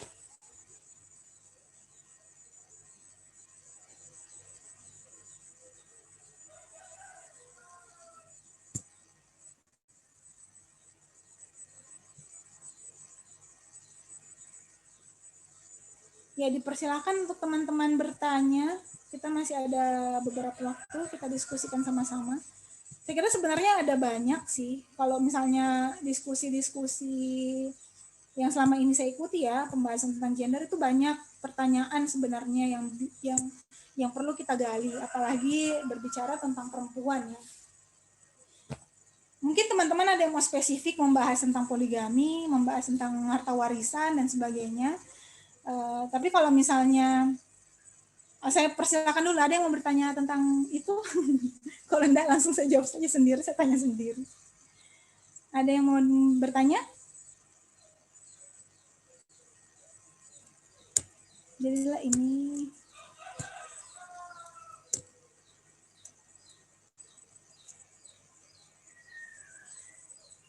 Ya, kalau memang tidak ada terkait tentang beberapa tuduhan-tuduhan negatif ya tentang bagaimana Islam itu dalam memperjuangkan keadilan gender. Dalam beberapa kasus yang mereka angkat itu seperti tadi tentang poligami, tentang pembagian warisan, tentang pembagian bahkan tentang kepemimpinan ya, tentang kepemimpinan rumah tangga dan sebagainya, itu kan dianggap sebagai mendiskriminasi perempuan atau tidak adil, termasuk tentang hijab. Nah, saya sih sebenarnya pertanyaan-pertanyaan itu kembali kepada kepada pola ini, bahwasanya bagaimana Islam saking adilnya pada perbedaan dilakukan pembedaan dan pada persamaan dilakukan penyamaan, termasuk juga memberikan pertimbangan pada yaitu tadi teori struktural fungsionalis, bahwasanya adanya pembagian peran itu adalah untuk kembali kepada kemaslahatan fungsional. Kalau misalnya tentang tentang poligami, kenapa yang mendapatkan hukum mubah hukum mubah ya, bukan hukum sunnah, hukum mubah berpoligami itu adalah laki-laki yang memiliki istri yang banyak, bukan poliandri atau perempuan yang memiliki suami yang banyak. Ya, saya kira ini jelas pembedaan ini ada karena ada perbedaan pada fungsi reproduksi laki-laki dan perempuan. Fungsi reproduksi laki-laki dan perempuan berbeda, otomatis ya ketika melakukan proses pernikahan dan kalau misalnya poliandri, nah si istri ini yang punya banyak suami nanti bagaimana menjelaskan anak ini dari siapa gitu, dari suami yang mana gitu, karena sperma itu tidak bisa berbicara.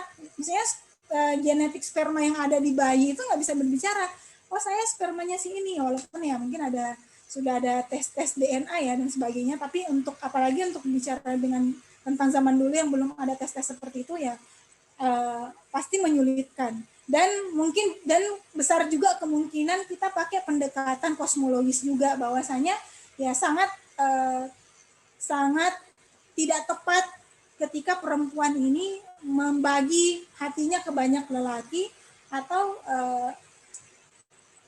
ya dipergunakan oleh banyak lelaki gitu. Jadi ada faktor-faktor spiritualitas yang bisa terganggu, psikis yang bisa terganggu pada perempuan ketika dia pada posisi poliandri. Berbeda dengan laki-laki.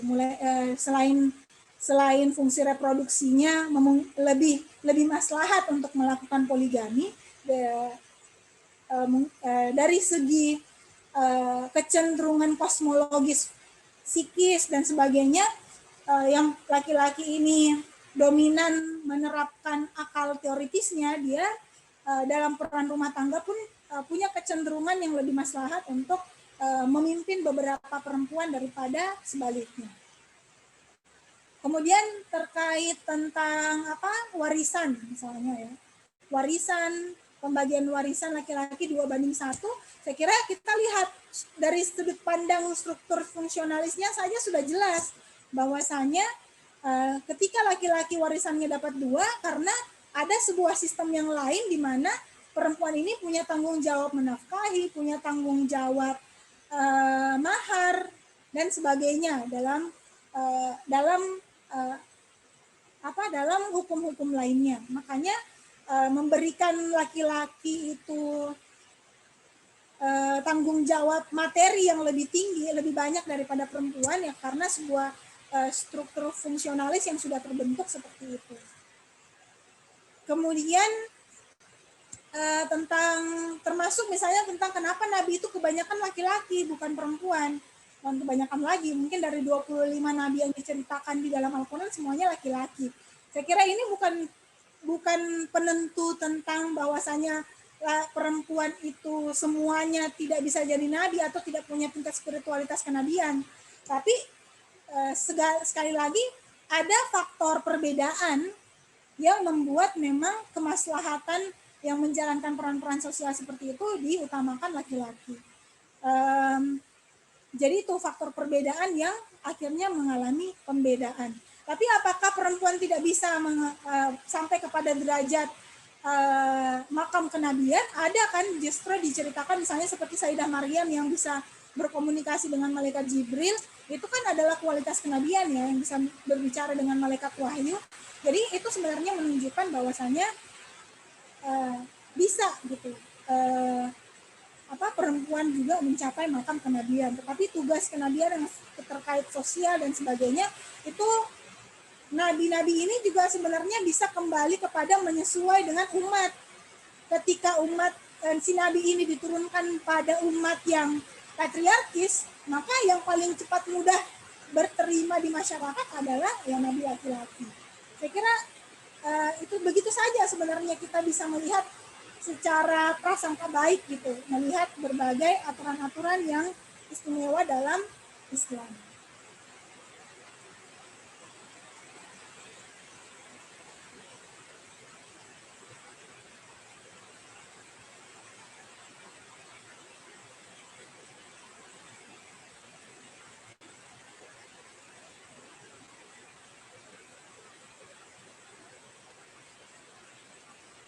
Ya, saya kira itu saja. Apakah ada yang masih mengganjal dari teman-teman?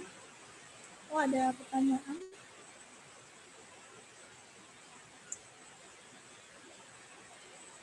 Saya ada teman laki-laki sudah mengubah tubuhnya seperti perempuan, tapi kalau sholat dia tetap memakai kopiah mungkin ya, dan dia tidak meninggalkan sholat Jumat, dan itu bagaimana menurut Islamnya. Saya kira itulah yang tadi saya sampaikan, bahwa kita ini semua manusia tidak bisa menjustifikasi tidak bisa menjustifikasi hasil akhir dari seseorang, kualitas seseorang, karena sekali lagi semuanya masih proses berjalan. Untuk orang dalam agama pun, dalam menurunkan hukum-hukum syar'i, kalau kita belajar tentang sejarah Islam, Rasulullah tidak langsung mengharamkan khamar, Rasulullah tidak langsung memerintahkan kita menggunakan khimar, tetapi Rasulullah itu melihat kondisi masyarakat dulu pada saat itu, baru turunlah berangsur-angsur suatu aturan. Karena itu menunjukkan bahwasanya ya manusia ini punya proses gitu, punya fase untuk menjalani kehidupannya. Jadi saya kira yang kayak gini-gini nih sama seperti kondisi konon ada pesantren waria ya di Yogyakarta, yang kalau misalnya kelompok Islam tertentu itu langsung mengecam, oh, apa-apaan ini, ngapain ada pesantren waria, kesannya itu melegitimasi para waria ini secara Islam melakukan apa yang dia lakukan gitu, yang mana dia ini jelas-jelas melanggar agama, sudah berpakaian seolah-olah perempuan, tapi sosok dipesantrenkan gitu. Ya, kalau misalnya kita mau melihat ini dari segi kecurigaan, suuzon, bahwasanya mereka cuma menggunakan alat agama untuk membenarkan pelanggaran yang dia lakukan, ya kita hasilnya hanya bisa menimbulkan kebencian pada diri kita atas diri mereka. Dan apakah itu bermanfaat untuk mereka? Apakah itu bisa mengubah mereka menjadi lebih baik? Tentu saja tidak. Kalau misalnya kita membangun cara berpikir kebencian untuk membuat mereka berubah, ya tentu saja itu akan sulit membuat mereka berubah. Beda kalau misalnya kita ubah cara pandang kita melihat bahwasanya adanya pesantren waria atau teman-teman waria yang masih mau sholat dan sebagainya, menjalankan beberapa perintah agama, ya mereka ini adalah orang-orang yang sedang dalam keadaan bimbang, sedang dalam keadaan berikhtiar juga, mengetahui sebenarnya yang mana arah yang mana arah hidayah yang mengajak mereka ini. Jadi saya kira itu tidak ada masalah, daripada mereka sudah waria terus tidak sholat, atau sudah waria tidak mau pesantren juga, atau tidak mau belajar keagamaan. Jadi saya kira itu menurut saya ya tidak ada masalah. Misalnya berubahnya dia menjadi waria secara hukum fikih itu bermasalah. Tetapi kalau dari segi pandang dia ini sedang dalam proses kemanusiaannya, proses menyempurnakan dirinya, ya kita lihat saja gitu. Misalnya kita lihat aja apa yang akan terjadi ke depannya gitu. Seperti apa hasil akhirnya. Ketika seseorang ingin mendengarkan bisikan kebaikan, ya pasti dia akan mengarah kepada kebenaran. Ya kita doakan aja gitu. Ya saya kira itu saja materi kita pada hari ini. Kalau misalnya tidak ada pertanyaan lagi, saya sih berharap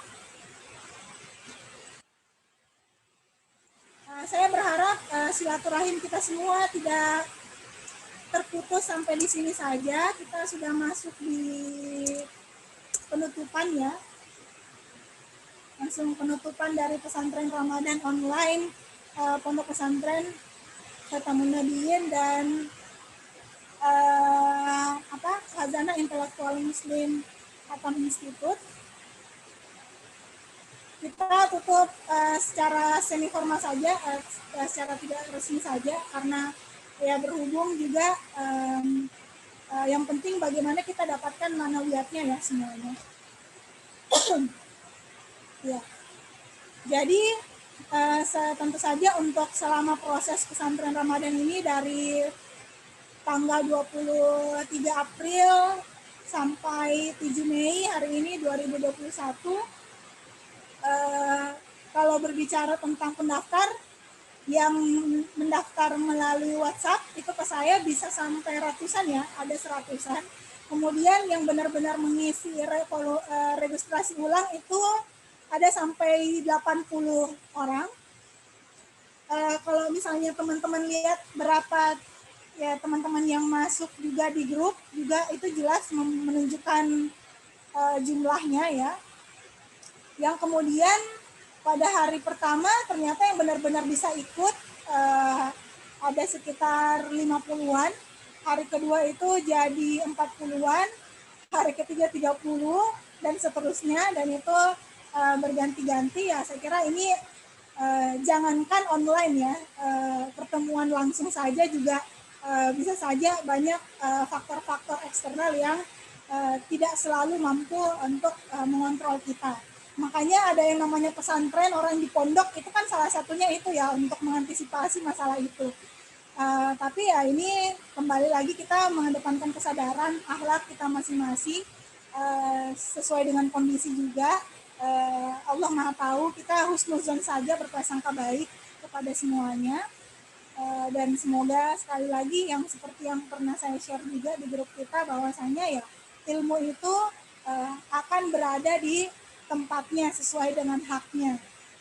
Jadi teman-teman yang hadir, teman-teman yang dapatkan ilmunya, ya insya Allah itulah rezekinya teman-teman semua, dan itulah rezeki dari kami juga para penyelenggara. Semoga berterima nilai ibadah ini di sisi Allah Subhanahu wa Ta'ala di bulan Ramadan yang suci ini, berlipat ganda dibandingkan dengan ketika kita kajian di bulan-bulan selain Ramadan. Insya Allah semuanya. Terima kasih banyak. Jadi ini ada, setelah evaluasi absensi, saya kira ada yang kita perlu apresiasi kepada semua peserta yang sudah hadir sesuai dengan waktunya, kemampuan, kesempatan yang ada. Tapi diantaranya mungkin saya ingin memberikan apresiasi kepada salah satu peserta yang benar-benar menjadi satu-satunya peserta yang konsisten. Saya tidak tahu ya kalau teman-teman yang tidak hadir, ada yang sebenarnya tidak absen tapi hadir. Saya tidak bisa mengevaluasi itu. Yang jelas saya hanya bisa melihat dari absensi. Yang benar-benar rajin, ada satu peserta, beliau adalah, siapakah dia?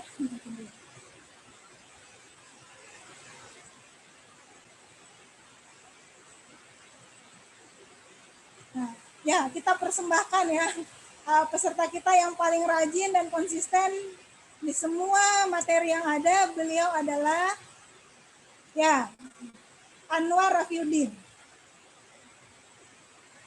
Entahlah kita mau tepuk tangan atau memberikan sholawat kepada Anwar Rafiuddin. Allahumma sholli ala Muhammad wa ali Muhammad. Selamat untuk Anwar Rafiuddin, benar-benar tidak ada kekosongan absensinya, dan semoga kualitas ilmunya juga berkah.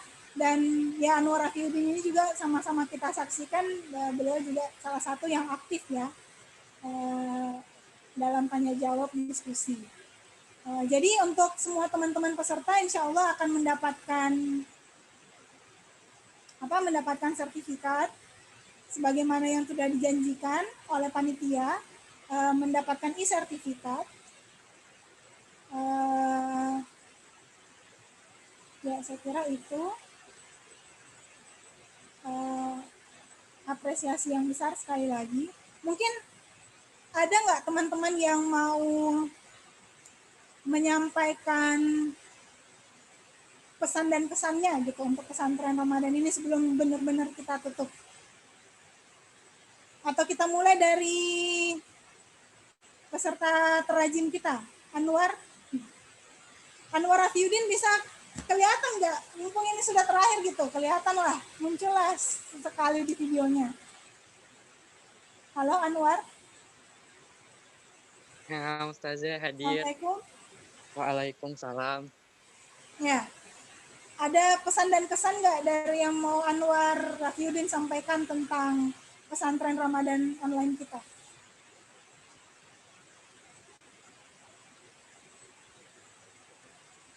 Kira-kira ada kritiknya kah atau sarannya atau apa gitu dari Anwar?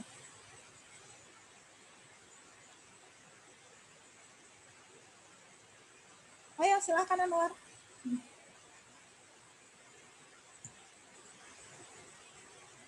Bagaimana Anwar, bisa?